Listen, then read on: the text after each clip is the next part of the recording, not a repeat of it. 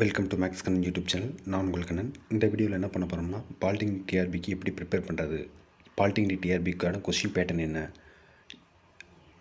Polytechnic டிஆர்பிக்கு syllabus இருக்கா, அப்படின்னா அந்த சிலபஸுக்கு என்னென்ன புக்கை ரெஃபரன்ஸாக யூஸ் பண்ணலாம் அப்படிங்கிற மாதிரி ஒரு சில இம்பார்ட்டன்ட் விஷயம்ஸ் எல்லாம் பார்க்க போகிறோம். First question pattern.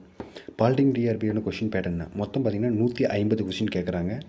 அதுலேருந்து நம்ம மேக்ஸிமம் ஸ்கோர் எவ்வளோ பண்ண முடியும்னா 190 மார்க் ஸ்கோர் பண்ண முடியும். அதாவது மேக்ஸிமம் மார்க் வந்து 190 மார்க்கு.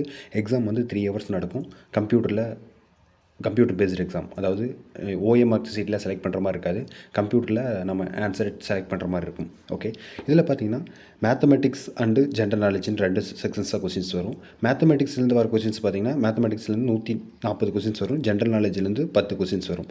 மேத்தமெட்டிக்ஸ்லேருந்து ஃபஸ்ட் 100 கொஸ்டின்ஸ் வந்து 1 மார்க் வரும். அதுலேருந்து 100 மார்க் கொஸ்டின்ஸ் வரும். அதே மாதிரி 40 2 மார்க்ஸ் வரும்.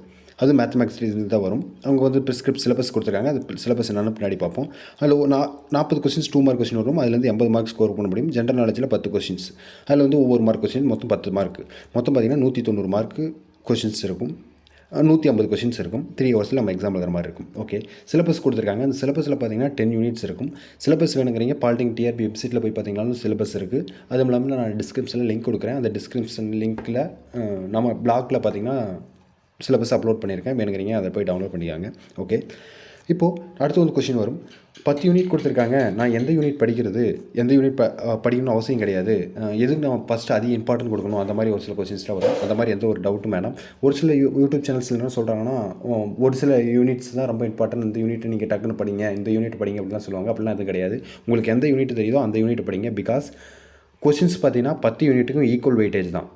ஒரு யூனிட்லேருந்து எக்ஸாக்டாக அப்ராக்சிமேட்லி 14 கொஸ்டின்ஸ் வரும். 10 1 மார்க்கு, 4 2 மார்க்கு, மொத்தம் 18 மார்க் ஸ்கோர் பண்ண முடியும். ஒவ்வொரு யூனிட்லேயும் 18 கொஸ்டின்ஸ்னால் 10 யூனிட்டில் மொத்தம் 180 மார்க்கு. இது மாதிரி ஆவரேஜாக தான் வரும். நம்ம இந்த யூனிட் தான் இம்பார்ட்டன்ட், இந்த யூனிட் இம்பார்ட்டன்ட் இல்லைன்னு சொல்ல முடியாது. ஒரு சில யூடியூப் சேனல்ஸ் வந்து சொல்லுவாங்க, இந்த ரியல் அனாலிசிஸ் இத்தனை கொஸ்டின்ஸ் கேட்டிருக்காங்க அப்படின்னு சொல்லிட்டு ஒரு 15 கொஸ்டின் 16 கொஸ்டின் இருக்க மாதிரி கூட காட்டுவாங்க. அதில் பார்த்தீங்கன்னா என்ன எப்படி அவங்க எஸ்டிமேட் பண்ணுறதுல ஒரு சின்ன மிஸ்டேக் பண்ணியிருப்பாங்க. ஒரு சில கொஸ்டின்ஸ்லாம் பார்த்தீங்கன்னா காம்ப்ளெக்ஸ்லேயும் வர மாதிரி இருக்கும், ரியல்லையும் வர மாதிரி இருக்கும். அந்த மாதிரி கொஸ்டின்ஸை அவங்க ஒரு சப்ஜெக்டில் மட்டும் கவுண்ட் பண்ணும்போது இந்த மாதிரி ஆவரேஜ் பிரச்சனை வரும். எனிவே பாலிடெக்னிக் டிஆர்பி பொறுத்தவரையிலும் 10 யூனிட்டுமே ஈக்குவல் வெயிட்டேஜ் தான். நீங்கள் ஒவ்வொரு யூனிட்டாக படிங்க. எல்லா யூனிட்டுமே உங்களுக்கு எந்த யூனிட் ஃபஸ்ட்டு தெரியுதோ, இல்லை நீங்கள் ஆல்ரெடி யூஜிலையோ பிஜிலையோ படிச்சிருந்தீங்கன்னா அந்த யூனிட்டை சீக்கிரம் ஃபஸ்ட்டு கம்ப்ளீட் பண்ணுங்கள். அதுக்கப்புறம் ரிமைனிங் யூனிட்டை பாருங்கள். ஓகே சார், நீங்கள் படிக்க சொல்லிட்டீங்க. அது பார்த்திங்கன்னா 14 கொஸ்டின்ஸ் வரும். 10 1 மார்க்கு, 4 2 மார்க்கு. ஒரு யூனிட்டுக்கு 18 மார்க் ஸ்கோர் பண்ண முடியும். 180 தப்பாக மிஸ்டேக் டைப் பண்ணிட்டேன். ஓகே, அடுத்து வந்து 10 யூனிட் இருக்குது. இந்த புக்கு எப்படி நான் படிக்கிறது அப்படின்னு சொல்லி உங்களுக்கு டவுட் வரும். ஒன்றும் பிரச்சனை இல்லை. 10 யூனிட் எப்படி படிக்கிறது அப்படின்னு சொல்லி உங்களுக்கு டவுட் வரும். அதுக்கு என்னென்ன புக்கெலாம் ரெஃபரன்ஸ் யூஸ் பண்ணலாம் அப்படிங்கிற மாதிரி கொஷின்ஸ் இருக்கும். நீங்கள் வந்து சிலபஸ் டவுன்லோட் பண்ணிக்காங்க. சிலபஸ் டவுன்லோட் பண்ணிவிட்டு நாங்கள் டெக்ஸ்ட் புக்குன்னு கொடுத்துருக்க பார்த்தீங்கன்னா சிலபஸுக்கு எக்ஸாக்டாக மேட்ச் ஆகிற மாதிரி இருக்கும். அதாவது சிலபஸில் இருக்கக்கூடிய கண்டென்ட் இந்த டெக்ஸ்ட் புக்கில் இருக்கிற கண்டென்ட்டும் ஈக்குவலாக இருக்கும், ஒரே மாதிரி இருக்கும். அப்படிங்கும்போது இந்த டெக்ஸ்ட் புக்கு ஃபுல்லாக படிச்சிட்டிங்கனாவே போதுமானது. அப்புறம் இந்த டெக்ஸ்ட் புக்கில் வரக்கூடிய சந்தேகங்களுக்கு நீங்கள் ரெஃபரன்ஸ் புக்கை யூஸ் பண்ணுங்கள். மேக்ஸிமம் நிறைய பேர் பார்த்திங்கன்னா நெட்டு யூஸ் பண்ணுவீங்க. மோர் ப்ராபர்லி அதை யூஸ் பண்ணுறதை அவாய்ட் பண்ணிக்காங்க. ஏன்னா யார் வேணாலும் அதை டைப் பண்ணலாம்.